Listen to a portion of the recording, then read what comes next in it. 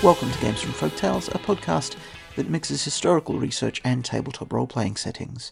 I'm your host, Timothy Ferguson. This week, another of our episodes from Lord Dunsany's Don Rodrigo's The Chronicles of Shadow Valley. In this episode, Don Rodriguez and his servant Morano have been accepted as guests and kind of captured by a wizard who holds the chair of magic at the University of Saragossa, and he is almost forcing them through an investiture into a mystagogic astrological sect. At the start of the story, it talks about how they're both suffering from melancholy. That's because of the effect of the magical mirrors he showed them in a previous episode, which caused them to see all of the wars of human history, including the wars of the future. This has made them so despondent that when he asks them to agree to be forced into another mystagogic initiation almost immediately, they agree. I'll be popping up during the telling of the story, which is by Ed Humple through LibriVox, thanks to Ed, to discuss the mechanical effects of the things described. Then the professor drew forth his wand and went to his cupboard of wonder. Thence he brought condiments, oils, and dews of amazement. These he poured into a vessel that was in the midst of the room, a bowl of agate standing alone on a table. He lit it, and it all welled up in flame, a low broad flame of the colour of pale emerald. Over this he waved his wand, which was of exceeding blackness. Morano watched as children watch the dancer, who goes from village to village, when spring is come, with some new dance out of Asia or some new song. Rodriguez sat and waited. The professor explained that to leave this earth alive, or even dead, was prohibited to our bodies, unless to a very few, whose names were hidden. Yet the spirits of men could, by incantation, be liberated, and being liberated, could be directed on journeys by such minds as had that power passed down to them from of old. Such journeys, he said, were by no means confined by the hills of earth. "The saints!" exclaimed Morano. "Guard us utterly." But Rodriguez smiled a little. His faith was given to the saints of heaven. He wondered at their wonders. He admired their miracles. He had little faith to spare for other marvels. In fact, he did not believe the slave of Orion. "Do you desire such a journey?" said the professor. "It will delight me," answered Rodriguez, "to see this example of your art." "And you?" he said to Morano. The question seemed to alarm the placid Morano, but "I follow my master," he said. At once the professor stretched out his ebony wand, calling the green flame higher. Then he put out his hands over the flame, without the wand, moving them slowly, with constantly tremulous fingers. And all at once they heard him begin to speak. His deep voice flowed musically, while he scarcely seemed to be speaking, but seemed only to be concerned with moving his hands.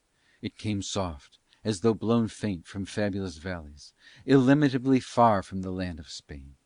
It seemed full not so much of magic as mere sleep, either sleep in an unknown country of alien men, or sleep in a land dreamed sleeping a long while since. As the travellers heard it, they thought of things far away, of mythical journeys and their own earliest years. They did not know what he said, or what language he used. At first Rodriguez thought Moorish, then he deemed it some secret language come down from magicians of old, while Morano merely wondered. And then they were lulled by the rhythm of those strange words, and so inquired no more. Rodriguez pictured some sad wandering angel upon some mountain peak of African lands, resting a moment and talking to the solitudes, telling the lonely valley the mysteries of his home. While lulled though Morano was, he gave up his alertness uneasily. All the while the green flame flooded upwards, all the while the tremulous fingers made curious shadows. The shadows seemed to run to Rodriguez and beckon him thence. Even Morano felt them calling. Rodriguez closed his eyes. The voice and the Moorish spells made now a more haunting melody. They were now like a golden organ on undiscoverable mountains. Fear came on Morano at the thought. Who had power to speak like this? Morano might be onto something here. The magician may be using the entrancement virtue to get them to relax. He grasped Rodriguez by the wrist. "Master," he said, but at that moment, on one of those golden spells, the spirit of Rodriguez drifted away from his body, and out of the greenish light of the curious room, unhampered by weight, or fatigue, or pain, or sleep, it rose above the rocks and over the mountain, an unencumbered spirit, and the spirit of Morano followed. So spirits called out by this process have certain useful features for Ars Magica. They don't suffer fatigue penalties, they don't suffer wound penalties, they require no sleep, and they require no sustenance. The mountain dwindled all at once. The earth swept out all round them and grew larger, and larger still, then began to dwindle. They saw then that they were launched upon some astounding journey. Does my reader wonder they saw when they had no eyes? They saw as they had never seen before, with sight beyond what they had ever thought to be possible. Our eyes gather in the light, and with the little rays of light that they bring us we gather a few images of things, as we suppose them to be. Pardon me, reader, if I call them things as we suppose them to be. Call them by all means things as they really are, if you wish. These images then, this tiny little brainful that we gather from the immensities, are all brought in by our eyesight upside down, and the brain corrects them again. And so we know something. An oculist will tell you how it all works. He may admit it is all a little clumsy, or, for the dignity of his profession, he may say it is not at all. But be this as it may, our eyes are but barriers between us and the immensities. All our five senses that grope a little here and touch a little there, and seize and compare notes and get a little knowledge sometimes, they are only barriers between us and what there is to know. Rodriguez and Morano were outside these barriers. They saw without the imperfections of eyesight. They heard on that journey what would have deafened ears. They went through our atmosphere unburned by speed, and were unchilled in the bleak of the outer spaces. So in this state, every perception roll, that is, every roll where an ability is coupled with the perception characteristic, is automatically incredibly successful. If something is sensible, your character in this form cannot fail to notice it. Thus freed of the imperfections of the body, they sped, no less upon a terrible journey, whose direction, as yet, Rodriguez only began to fear. They had seen the stars pale rapidly, and then the flash of dawn. The sun rushed up, and at once began to grow larger. Earth, with her curved sides still diminishing violently, was soon a small round garden in blue and filmy space, in which mountains were planted. And still the sun was growing wider and wider, and now Rodriguez, though he knew nothing of sun or planets, perceived the obvious truth of their terrible journey. They were heading straight for the sun. But the spirit of Morano was merely astounded. Yet, being free of the body, he suffered none of those inconveniences that perturbation may bring to us. Spirits do not gasp, or palpitate, or weaken, or sicken. Bodiless spirits are unable to make personality trait rolls if those personality traits are determined by the state of the body, and the state of the body, the balance of the humours, is thought to govern most emotional states in mythic Europe. These spirits are, in some sense, passionless intelligences, which is important to note for what's about to happen to Morano. The dwindling earth seemed now no more than the size of some unmapped island, seen from a mountain top, an island 100 yards or so across, looking like a big table. Speed is comparative. Compared to sound, their pace was beyond comparison, nor could any modern projectile attain any velocity comparable to it, yet the speed of explosion was slow to it. And yet for spirits they were moving slowly, who, being independent of all material things, travel with such velocities as that, for instance, of thought. But they were controlled by one still dwelling on earth, who used material things, and the material that the Professor was using to hurl them upon their journey was light, the adaptation of which to his purpose he had learned at Saragossa. At the pace of light they were travelling toward the sun. They crossed the path of Venus, far from where Venus then was, so that she scarcely seemed larger to them. Earth was but little bigger than the evening star, looking dim in that monstrous daylight. Crossing the path of Mercury, Mercury appeared huger than our moon, an object weirdly unnatural. And they saw ahead of them the terrific glare in which Mercury basks, for a sun whose withering orb had more than doubled its width since they came from the hills of Earth. And after this the sun grew terribly larger, filling the centre of the sky and spreading and spreading and spreading. It was now that they saw what would have dazzled eyes, would have burned up flesh, and would have shrivelled every protection that our scientists' ingenuity could have devised even today. To speak of time there is meaningless. There is nothing in the empty space between the sun and Mercury with which time is at all concerned. Rodriguez and Morano had been travelling about 6 or 7 minutes, but it seems idle to say so. And then the sun began to fill the whole sky in front of them, and in another minute, if minutes had any meaning, they were heading for a boundless region of flame that, left and right, was everywhere, and now towered above them and went below them into a flaming abyss. And now Morano spoke to Rodriguez. He thought towards him, and Rodriguez was aware of his thinking.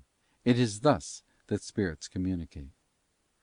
"Master," he said, "when it was all spring in Spain, years ago when I was thin and young, 20 years gone at least, and the butterflies were come, and song was everywhere, there came a maid barefooted over a stream, walking through flowers, and all to pluck the anemones." How fair she seemed even now, how bright that far spring day! Morano told Rodriguez not with his blundering lips, they were closed, and resting deeply millions of miles away. He told him as spirits tell. And in the clear communication Rodriguez saw all that shone in Morano's memory: the grace of the young girl's ankles, the thrill of spring, the anemones larger and brighter than anemones ever were, the hawks still in clear sky, earth happy and heaven blue, and the dreams of youth between. You would not have said, had you seen Morano's coarse fat body, asleep in a chair in the Professor's room, that his spirit treasured such delicate, nymph-like, pastoral memories as now shone clear to Rodriguez. No words the blunt man had ever been able to utter had ever hinted that he sometimes thought like a dream of pictures by Watteau. And now, in the awful space before the power of the terrible sun, spirit communed with spirit, and Rodriguez saw the beauty of that far day, framed all about the beauty of one young girl, just as it had been, for years, in Morano's memory. How shall I tell with words what spirits sang wordless to spirit? We poets may compete with each other in words, but when spirits give up the purest gold of their store, that has shone far down the road of their earthly journey, cheering tired hearts and guiding mortal feet, our words shall barely interpret. Love, coming long ago over flowers in Spain, found Morano. Words did not tell the story. Words cannot tell it. As a lake reflects a cloud in the blue of heaven, so Rodriguez understood and felt and knew this memory out of the days of Morano's youth. "And so, master," said Morano, "I sinned, and would indeed repent, and yet even now, at this last dread hour, I cannot abjure that day, and this is indeed hell, as the good father said."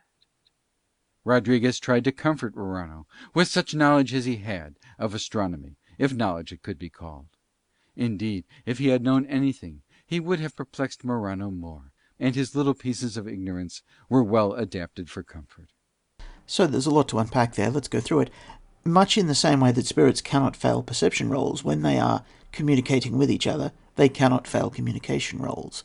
Their ability to seamlessly send thoughts, memories, is perfect. And this means that as a teaching tool, it allows your mystagogue to step outside the limitations of the ability system and directly transmit knowledge in its purest and most noiseless form into the mind, into the spirit of your acolyte. The other thing to note here is that Morano is clearly in love. If he merely lusted after this maiden, would no longer be able to feel it, because lust is a passion caused by too much blood or too much heat in the blood, and he doesn't have any blood at the moment. Therefore, this is a spiritual thing. It is a reflection of the imprene. It is, in Ars Magica terms, the true love virtue. And so he is able to give a vision of true love to his master. This may be of great importance because his master is used to a version of love which is based on folklore and folk tales and singing with mandolins underneath people's balconies. And his faith in such troubadouree has been somewhat rattled by the mirror that shows past wars. He is, however, able to throw his melancholy off by the time we reach the next chapter and he meets Serafina, who is the love of his life.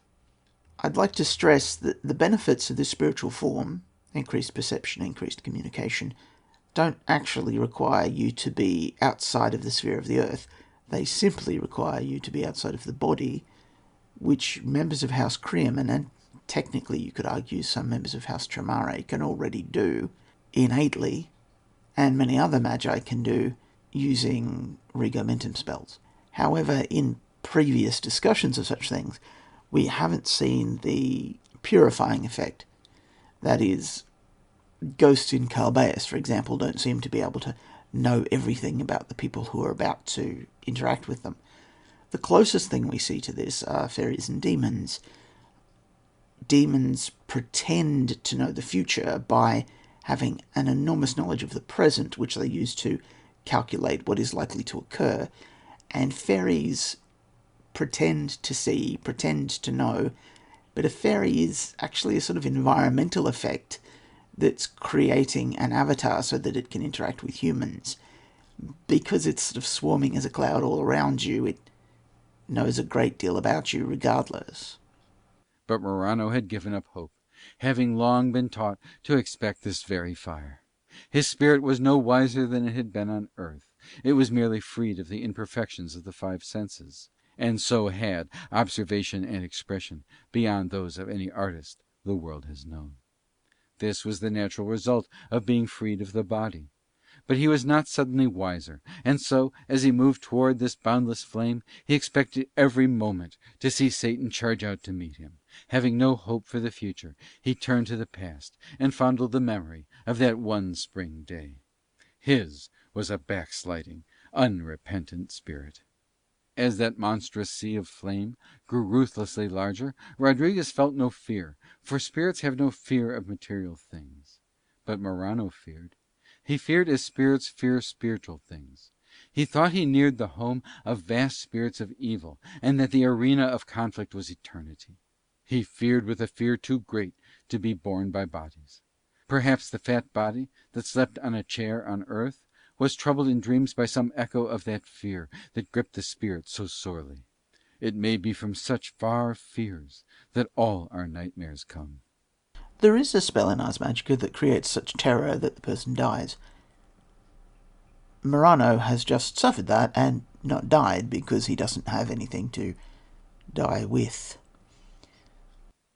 When they had travelled nearly 10 minutes from earth, and were about to pass into the midst of the flame, the magician who controlled their journey halted them suddenly in space, along the upper mountain peaks of the sun. There they hovered, as the clouds hover that leave their companions and drift among crags of the Alps. Below them those awful mountains heaved and thundered. All Atlas and Tenerife and lonely Kenya may have lain amongst them unnoticed. As often as the earthquake rocked their bases, it loosed from near their summits wild avalanches of gold that swept down their flaming slopes with unthinkable tumult. As they watched, new mountains rode past them, crowned with their frightful flames. For, whether man knew it or not, the sun was rotating, but the force of its gravity that swung the planets had no grip upon their spirits, who were held by the power of that tremendous spell that the Professor had learned one midnight at Saragossa from one of that dread line, who have their secrets from a source that we do not know in a distant age. There is always something tremendous in the form of great mountains. But these swept by, not only huger than anything earth knows, but troubled by horrible commotions, as though overtaken in flight by some ceaseless calamity. Rodriguez and Morano, as they looked at them, forgetting the gardens of earth, forgetting spring and summer and the sweet beneficence of sunshine, felt that the purpose of creation was evil. So shocking a thought may well astound us here, where green hills slope to lawns, or peer at a peaceful sea. But there among the flames of those dreadful peaks the sun seemed not the giver of joy and colour and life, but only a catastrophe huger than everlasting war, a centre of hideous violence and ruin and anger and terror. There came by mountains of copper burning everlasting, hurling to unthinkable heights their mass of emerald flame. And mountains of iron raged by, and mountains of salt, quaking and thundering and clothed with their colours, the iron always scarlet and the salt blue. And sometimes there came by pinnacles 1,000 miles high that from base to summit were fire, mountains of pure flame that had no other substance. And these explosive mountains, born of thunder and earthquake, hurling down avalanches the size of our continents, and drawing upward out of the deeps of the sun new material for splendour and horror, this roaring waste, this extravagant destruction, were necessary for every tint that our butterflies wear on their wings. We'll skip a bit here where Lord Dunsany demonstrates why he was such an influence on H.P. Lovecraft. Essentially, he treats the sun as though it's an ancient Lovecraftian horror.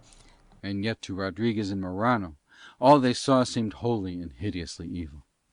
How long they may have watched there they tried to guess afterwards, but as they looked on those terrific scenes they had no way to separate days from minutes, nothing about them seemed to escape destruction, and time itself seemed no calmer than were those shuddering mountains. Then the thundering ranges passed, and afterwards there came a gleaming mountain, one huge and lovely peak, seeming all of gold. Had our whole world been set beside it, and shaped as it was shaped, that golden mountain would yet have towered above it, it would have taken our moon as well to reach that flashing peak. It rode on toward them in its golden majesty, higher than all the flames, save now and then when some wild gas seemed to flee from the dread earthquakes of the sun, and was overtaken in the height by fire, even above that mountain. As that mass of gold that was higher than all the world drew near to Rodriguez and Morano, they felt its unearthly menace, and though it could not overcome their spirits, they knew there was a hideous terror about it. It was in its awful scale that its terror lurked for any creature of our planet. Though they could not quake or tremble, they felt that terror. The mountain dwarfed earth. Man knows his littleness, his own mountains remind him, many countries are small, and some nations. But the dreams of man make up for our faults and failings, for the brevity of our lives, for the narrowness of our scope. They leap over boundaries and are away and away. But this great mountain belittled the world and all. Who gazed on it knew all his dreams to be puny. Before this mountain man seemed a trivial thing, and earth, and all the dreams man had of himself and his home. The golden mass drew opposite those two watchers, and seemed to challenge with its towering head the pettiness of the tiny world they knew. And then the whole gleaming mountain gave one shudder and fell into the awful plains of the sun. Straight down before Rodriguez and Morano it slipped roaring till the golden peak was gone, and the molten plain closed over it, and only ripples remained, the size of Europe, as when a tumbling river strikes the rocks of its bed, and on its surface healing circles widen and disappear. And then, as though this horror left nothing more to be shown, they felt the Professor beckon to them from earth. Over the plains of the sun a storm was sweeping in gusts of howling flame, as they felt the Professor's spell drawing them home. For the magnitude of that storm there are no words in use among us. Its velocity, if expressed in figures, would have no meaning. Its heat was immeasurable. Suffice it to say that if such a tempest could have swept over the earth for a second, both the poles would have boiled. The travellers felt it galloping over that plain, rippled from underneath by the relentless earthquake, and whipped into flaming foam by the force of the storm. The sun was receding from them, already growing smaller. Soon the storm seemed but a cloud of light, sweeping over the empty plain, like a murderous mourner rushing swiftly away from the grave of that mighty mountain. And now the Professor's spell gripped them in earnest. Rapidly the sun grew smaller.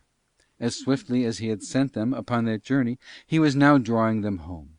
They overtook thunders that they had heard already, and passed them, and came again to the silent spaces which the thunders of the sun are unable to cross, so that even Mercury is undisturbed by them. I have said that spirits neither fade nor weary, but a great sadness was upon them. They felt as men feel who come whole away from periods of peril. They had seen cataclysms too vast for our imagination, and a mournfulness and a satiety were upon them. They could have gazed at one flower for days, and needed no other experience, as a wounded man may be happy staring at the flame of a candle. I've cut several comments like that out of Lord Dunsany's work when I'm presenting it to you, but Lord Dunsany served during the First World War, and if you read all of his works, there's one called Unhappy Far Off Things, wherein he uses his entire skill as a teller of fairy tales to try and tell you how awful war is, by detailing his life in the trenches. Crossing the paths of Mercury and Venus, they saw that these planets had not appreciably moved, and Rodriguez, who knew that planets wander in the night, guessed thereby that they had not been absent from Earth for many hours. They rejoiced to see the sun diminishing steadily. Only for a moment as they started their journey had they seen that solar storm rushing over the plains of the sun, but now it appeared to hang halted in its mid-anger, as though blasting one region eternally. Moving on with the pace of light, they saw Earth, soon after crossing the path of Venus, beginning to grow larger than a star. Never had home appeared more welcome to wanderers, who see their house far off, returning home.